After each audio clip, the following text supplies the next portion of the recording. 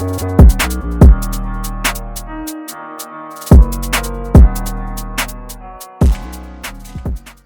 happening, people? This is the J&J Boxing Podcast. I'm Jordan Henderson, and I'm here with Aaron Joshua.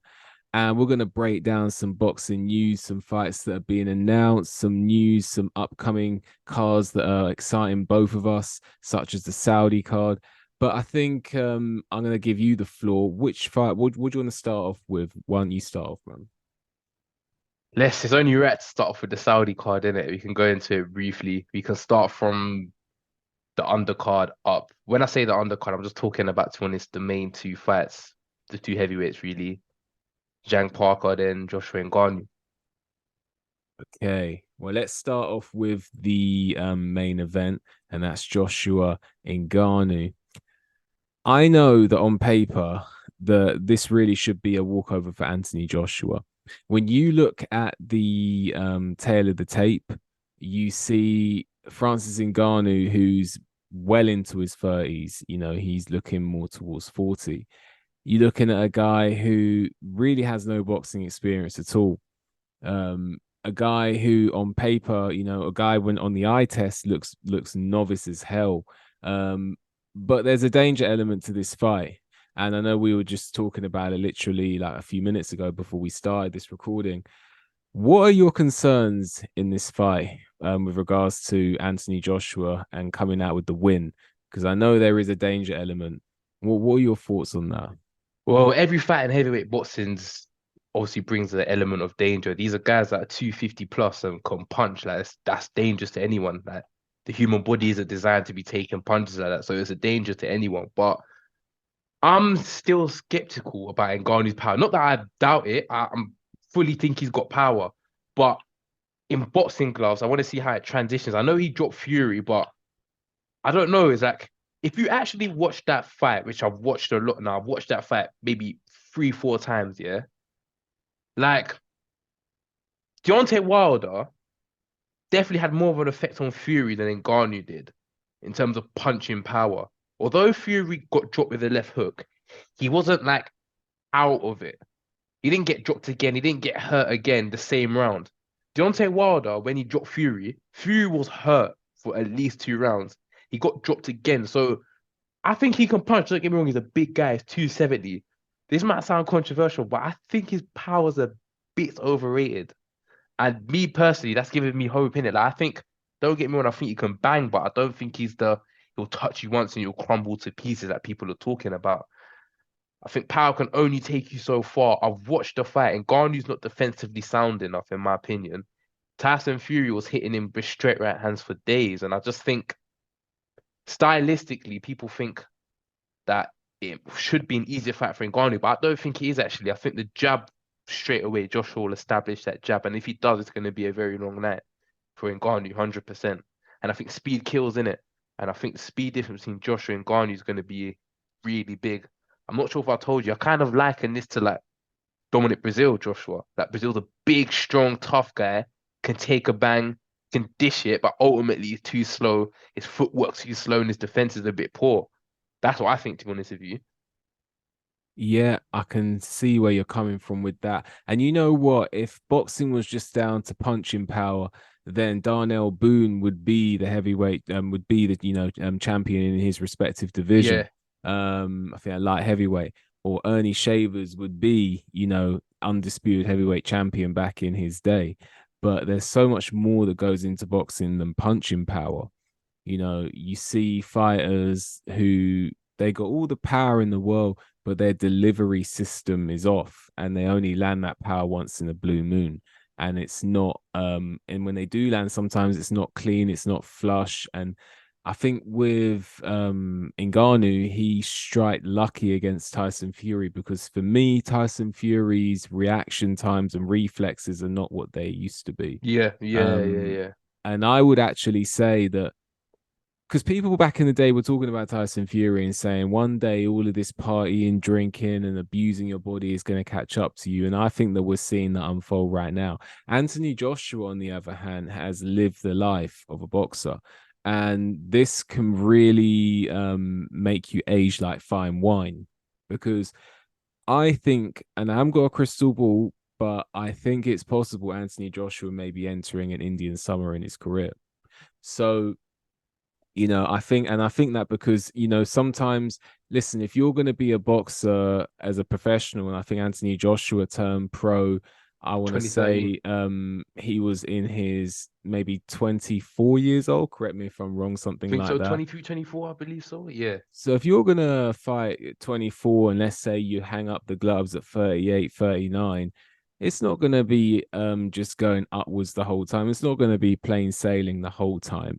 So it's going to go up and down. It's just like life. You have your ups and you have your downs. But I think that Anthony Joshua now, he is potentially aging like fine wine. I believe that technically he has improved a lot. I believe that there are some subtleties to his game that are unnoticed, like the footwork has improved immensely since if you watch the Klitschko fight, and that's a subtlety that only people who watch boxing Exactly will that. Yeah, yeah, pick up exactly. on. Um, and I think that what you're going to see now what tells at the end, like anyone can shine at the beginning. I remember when I was at school and we go cross country from time to time and we go against other schools and then some idiot would always sprint at the start and then like everyone would Yeah, overtake yeah. him. So you see sometimes in life people they have a fantastic start, a la Mike Tyson, and then they fade off. Tyson Fury for me is not too dissimilar to that because he's that guy who I don't care what I eat, I don't care what I look like, look at my belly. Yeah, but in the end, you're not going to be saying that. And I think that's what's going to happen. Anthony Joshua's consistently lived the life. And I think that sometimes that can pay off and the reason I say all this, I'm going to get to the point now, not to be long winded, is because Francis Ngannou is not a good boxer. And as he might be a great MMA fight, he is not a good boxer. If these were like Pokemon cards and you got a rating out of 10, he would probably be a 4 and being generous. Tyson Fury flattered him. And I think as long as Anthony Joshua sticks to his boxing, doesn't do anything silly, then he's going to win this fight. And I believe he could probably stop the man in about even 4 rounds, something I like that. agree with you 100%. I think people talk about chins too much. I think people need to learn, like, what's the saying? Fool me once, shame on you. Fool me twice, shame on me, or something like that. Look at what happened to Joe Joyce. Everyone said he couldn't get hurt. He's got a chin, this, that. And a big punch comes along and knocks him out. I'm not saying that it could happen, but look, Josh is a huge puncher. Huge, huge puncher. He's not a one punch knockout like Deontay Wilder, but three, four combos will definitely get your attention. And no matter how good your chin is, you will get hurt by those combos. And one thing with Francis Ngannou, I think you need to realize, unless he's obviously gained experience and taken what he's taken from the Fury fight, his footwork is really bad. If you watch it, he plods around the ring. The Fury fight was actually a slow paced fight most of the time. It wasn't Ngannou just walking him down. Fury hasn't got the movement like Josh. Now, Josh has got the better footwork than Fury. Now, I think people need to pick that up. I think people in their head just think of Fury as an elusive guy. He's not that guy anymore. So I think people need to actually watch the fight and Ngannou's strong, don't get me wrong, but I genuinely feel like this might be a walk in the park for Joshua. I'm not even being biased. I can see this fight going maybe 6-8 and Joshua winning all the rounds. I see it being a bit tricky in terms of physical strength because I don't think you can deny that Ngannou's probably the physically stronger out of the two, but I don't think that's going to play a big, big factor. Because with Tyson Fury, if you actually watch the Dylan White fight, although Dylan White didn't have success, Dylan White was physically stronger than Tyson Fury in the clinches. I think people don't realize that. I watched the fight. Dylan White was pushing back Tyson Fury, and so did Ngannou. So I think the whole strength of Ngannou gets played up a bit. Maybe I could be completely wrong. Maybe I'm just not respecting him enough. But I think he's good. I honestly, I think I'm really looking forward to this fight. As obviously, I think Josh is going to make it look light. But yeah, Ngannou you can punch.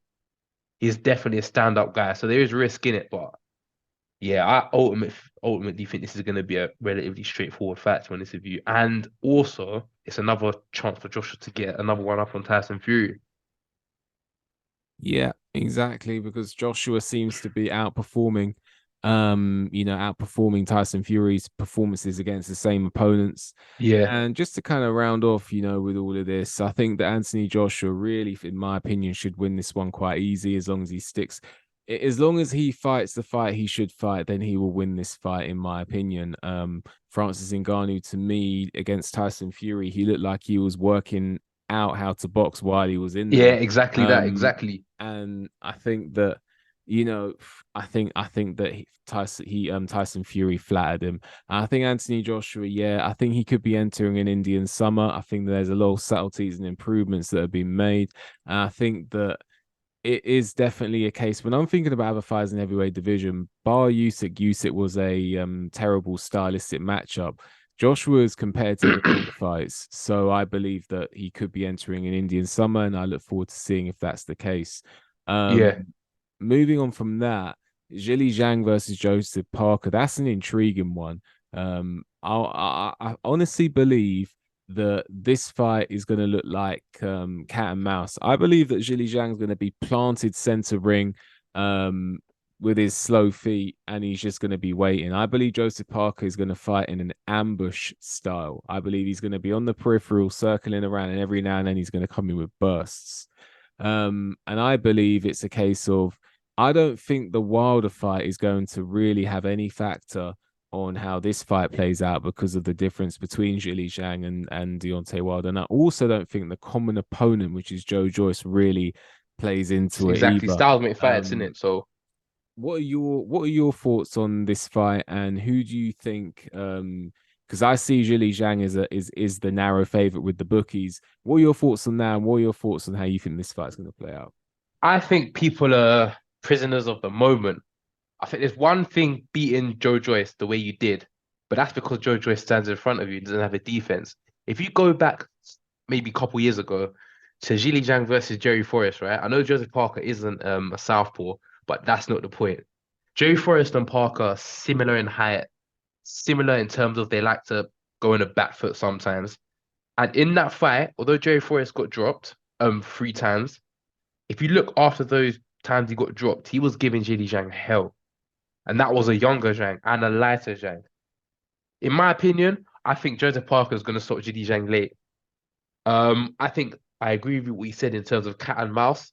I think Zhang will be planted in the center of the ring, trying to catch Parker. I think he'll catch Parker a couple times, but I think Parker will get past that.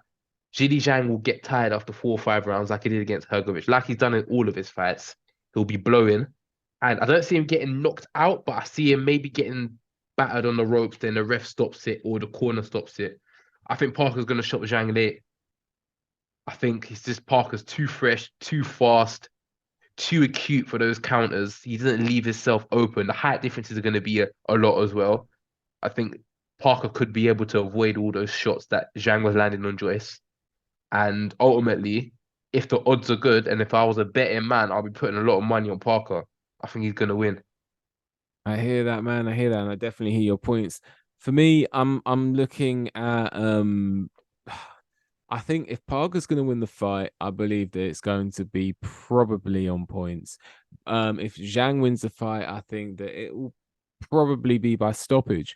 But one thing that I actually mentioned in another video that I did, you cannot ever rule out a knockout when a guy is 40 years old. So Joseph Parker, for me, you can't fully rule out him stopping Zhili Zhang because Zhili Zhang's in his 40s.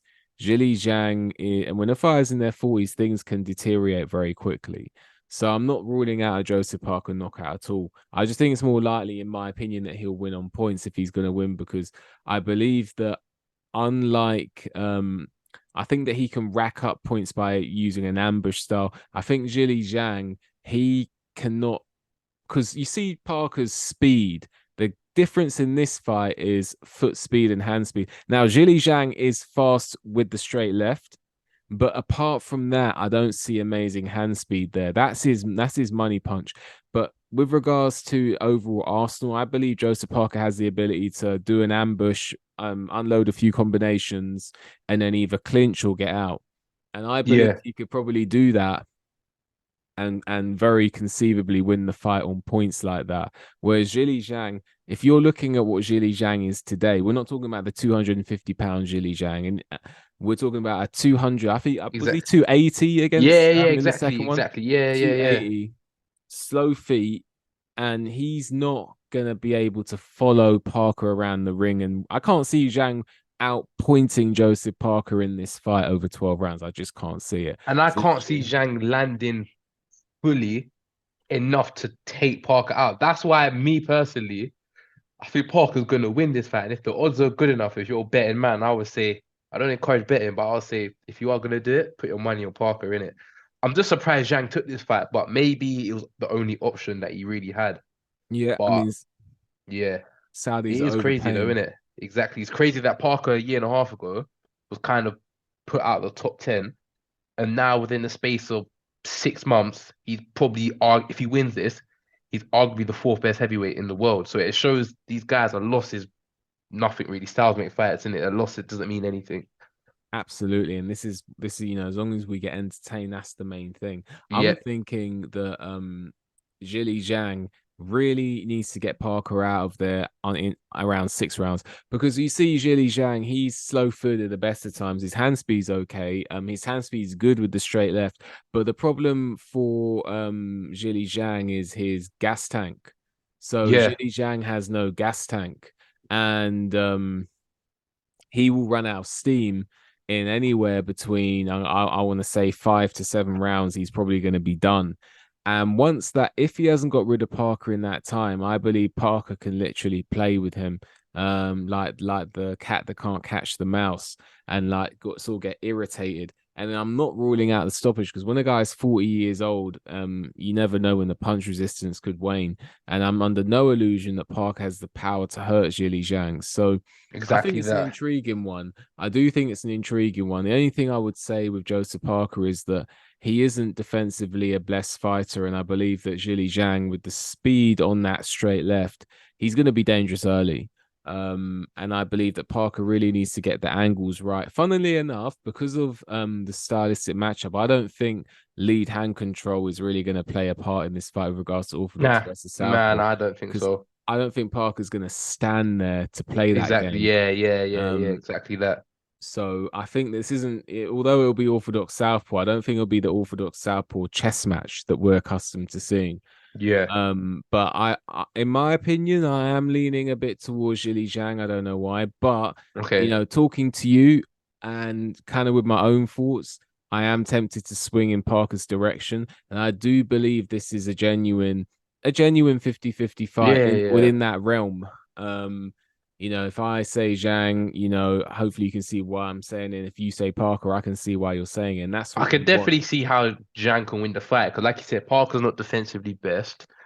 He could if he comes in heavy as well, like he did against Joyce. Oh yeah, His that's gas key. tank is not the best as it is. So if you come in heavy, I think percentage wise, I'll lean a bit more towards Zhang. But I'm going based on his last weight in it. So Yeah. yeah, yeah, yeah, And you made a great point. Parker's weight will play a significant factor. We already know Zhang's going to be anywhere from 270 to 280. That's what he does now. But Parker's weight, if he comes in the 230s or early 240s, then I'm thinking, yeah, he can stay on the peripheral. He can ambush. He can get in and get out. If he comes in the 250s, for me, that straight left is going to land at yeah, some point. 100%. And that check Um, right hook as well is yeah, dangerous in it, especially for a lazy jab that Parker does. Parker throws a jab and never brings it back to his chest. He always leaves it a bit low. So Zhang has an opportunity to counter with that. Yep, absolutely. Now, Jared Anderson versus Riyad Murhi. Riyad Murhi is having somewhat of an Indian summer. This guy just went in there and did the business on Tony Yoka. Yeah. Does he have a chance to upset Jared Anderson, considering what we just saw against Charles Martin, or is it something completely different and Jared Anderson wipes the floor with him? Think styles make fights in it. Mary's what 6 foot 5'11", a bit reckless. Doesn't really have power. He's got speed. He's got ferocity, but doesn't really have power, and he's defensively a bit shaky. I think the height difference will play a big part in it. I see this fight going similarly to how Anderson fought George Arias. So he'll just break him down just because he's that much taller, But it's a good fight. Don't get me wrong. It's a good step in direction. A European level guy. I think he's the European. I think he might be the European champion, or he's in line to fight with the European. So getting a European level fight on your resume, he's still young. Don't forget. So that is good. I think ultimately though, Jared Anderson wins. I think he probably stops him. But if he's not on his game, Mary could creep in and give him problems. But if yeah, it's a good, it's acceptable fight. It's a good fight. A good fight. Yeah, man, for real. I think it's a good fight. And yeah, ultimately it's a fight he should win. Are they pulling the brakes on Jared Anderson a little bit? Are they am I less impressed with Jared Anderson after Charles Martin? Actually, no, because if you take the Joshua fight aside, Charles Martin has actually proven himself to be a solid guy. Yeah, good So heavyweight, innit? Decent heavyweight. I'm not really changed my view of Jared Anderson against Charles after the Charles Martin fight. I still think Jared Anderson will go on to be one of the top heavyweights in the next era. But this fight here, yeah, it's a little bit of a step back. I think Charles Martin probably beats this Murphy guy. So Mm. it is what it is. I think after this they kind of need to push on with Jared Anderson, but a few things are concerning. We both spoke about fact, or you told me he'd been arrested, and also there's some stuff with regards to him saying that he's not, wants to be done with boxing and he's not really that into boxing. So I'll be watching with interest when his heart get tested, but I don't think it'll be this fight. Moving on to FA Jabba versus Guardio Vianello. I'm intrigued to know what you think about this one because you've literally just found out about it. So what are your thoughts on? Yeah, good fight with top rank. Yeah, maybe I'm looking at it the wrong way, but I low key feel like every test they put in against a Jaguar, they low key want him to lose. It's a bit Yeah, weird. yeah, yeah. I've got that vibe. Like I feel like all these prospects he's fighting in terms of building a resume, he's very good. But I just feel like every um prospect they chuck at him, they want the prospect to win because I don't know if I'm you, but I feel like Villanella he's a better ticket seller than a Jaguar. He has a specific fan base. A Jaguar he's just like an undercard type fighter. At least with Villanella, he's got the Italians behind him in it. So I think a Jaguar should win the fight. I watched Villanella versus Rice. Obviously, Rice beat him due to cuts. So if Rice is going to beat you, a Jaguar should deal with you. Jaguar's getting a bit better. He's not as stiff as he was before. He's dropped a lot of unnecessary muscle weight. So interesting fight in it. But I think a Jaguar should stop him. But it could be interesting if it goes down the stretch because the Jaguar is a bit stiff in it. So we'll see. Absolutely. I think in all honesty, FA Jabba should stop the guy. Even as Guardia, well, sorry to interrupt you, but I'm just thinking about it now, yeah. Joshua should have got in a Jaguar for sparring for Ngannou. That could have been something good, innit? Just thought about yeah, it just now, actually. yeah, no, absolutely. Yeah, I think that honestly, I believe this is FA Jabba all day long. yeah, Guardia Vianello is technically good, but looks a bit vulnerable all the yep, time, yeah, yeah, a bit yeah. fragile. So I feel like, yeah, apparently he's a detective or some sort of police Oh, is officer. it? Yeah. Um, Okay, or his family, he's from a family of police officers, and I think he might yeah. have been one. So interesting point there. But yeah, I think that they probably had enough of Vianello. I mean, this is his first fight since the Rice Sauce, isn't it? I think so, So they yeah. probably had enough of him, and they're just saying, look, go beat this guy, or you're done. Yeah, literally that. Yeah, yeah, literally that, literally that. So I think that's what it is. Funny though, your point is valid against for me anyway. I personally see exactly what you're talking about. They want a Jabba to lose because I think that with the Kuzabutsky, they kind of like throwing him to the wolves there. Yeah, 100%, Um, 100%. and then they're talking about was it yeah, all these fights that they put him in like Shaw, Stefan Goodall, Shaw. yeah, Stefan Yeah. Shaw, Goodall, It's Navianello, it's almost like they're then treating him tough, like more tough than some of the other guy, like Jared Anderson. 100%. Yeah, yeah, Um, 100%. Either Because way, with the heavyweights, it's like you're in the who needs in club because these heavyweights are not fighting each other. They're just waiting for the shot. So it's like, what does a Jaguar do? Like, if he wins, who does he generally fight next? They're not going to put with Anderson. Then they're not going to risk that. So it's like, who do you fight? Do you fight what's his name? Oh, the guy that beat Matmadov, Ajit Cabello. yeah, Caballero. Do you fight someone like that? I don't know. Do you fight a Dubois? Like yeah. It depends in it. It depends in it. Yeah. I'm just thinking for FA Jab, but just get some wins together. Guardia Vienna is his last chance to loon, and I want to switch gears now. I want to talk to you about what's been going down with Canelo, leaving the PBC. Also he's looking at fighting Belanga. And he does not seem to be looking to fight David Benavidez anytime soon. What's your thoughts on the direction Canelo's moving in right now?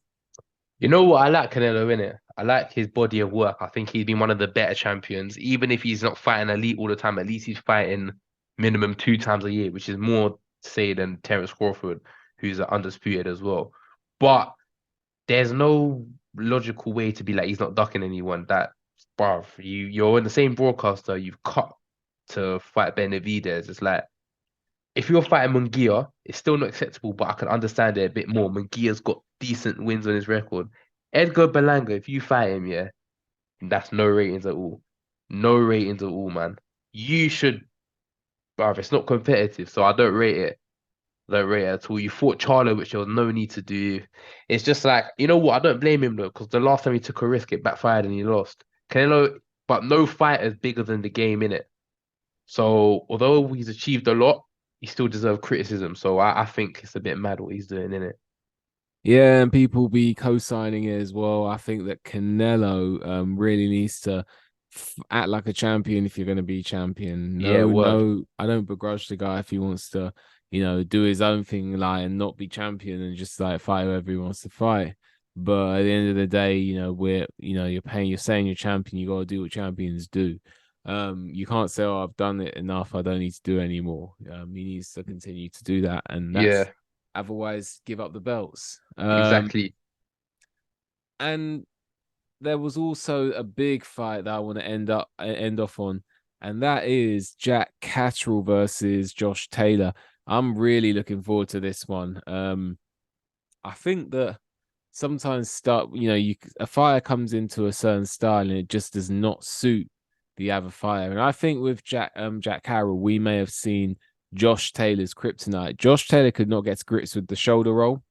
Yeah, that was yeah, 100%. He could not get to grips with the pace control of the fight that was Jack Catterall. And he just it's two basic things. Jack Catterall controlled the pace of the fight, and Jack Catterall used an effective defensive mechanism that Josh Taylor didn't seem prepared for at all. Um, I believe this could very possibly be repeat. Um, but this time it actually goes on the cards, and I wouldn't be surprised if Carroll can stop him. What are your thoughts on this? Cool. So I'm just gonna briefly think my thoughts on Taylor and Catterall. I think Jack Catterall's a good fighter, but I think that Taylor performance flattered him a little bit in terms of if he's elite level. Like, I don't think he beats the elite 140 guys, to be honest with you. But I think he's got, like you said, I think he's got Taylor's number. Taylor couldn't get into grips with the shoulder roll. Catterall's too fast for him. And I don't like to use weight as an excuse, but you could tell that Taylor's time at 140 is done. He looks drained. That before Taylor had an engine, that's what won him the program. I still think program beat Taylor personally, but let's just say, for all intents and purposes, that's what won him the program fight. That's what won him the Ramirez fight as his engine. If that's gone, you're half the fighter he is. So really and truly, Jack Catterall should win. It's whether he gets a decision, but I feel that because there's so much of an outcry last time, the British boarding box of control would be a lot fairer this time. So if Catterall was gonna win, I think he would do it. So yeah, Yeah, absolutely. And listen, I think that Jack Catterall, there's sometimes you just come up against someone and they're all wrong for you. And I think that this is the case with Jack Catterall. Jack Catterall controlled the pace of the fight. He also had an effective defensive mechanism. And I believe that Josh Taylor, if you're looking as horrible on the scales 2 years ago, you're not gonna make the weight comfortably this time around. hundred So percent. I believe that favors Jack Catterall, and I believe that on the night, I believe that this could very well be a Jack Carroll stoppage. But you know what's funny? I think that Josh Taylor, he probably knows, and I think that this fight here may be that cash out because where else are they going to go? Yeah, yeah, yeah. That's what I'm thinking. He may not be as confident as he's making out. His demeanor's different for this fight as well. I don't know if you've noticed. Yeah, 100%. I think he has to respect him, not even by choice, by necessity, because look what he did to you. Do you know what I'm saying? He dropped you as well. So yeah. Absolutely, man. Absolutely. Is there any other fights that you kind of want to? Because I think I'm pretty much done for today. Yeah, don't think Any, there's any fights that are coming up. If there is, we'll make another video, but we'll definitely make a video before I fly out, just definitely, man. debriefing. So yeah, Yeah, I'm looking forward to that. I'm looking forward to obviously the more content from the channel. You'll be looking forward to you actually yep, going out there yourself. yeah, And everyone who's viewing this video, there'll be plenty of content as a result of that. So make sure you like the video, subscribe to the channel, leave a comment, hit the notification bell so you get a notification when we make new videos. And with that, enjoy the rest of your day, and we'll see you on the next one.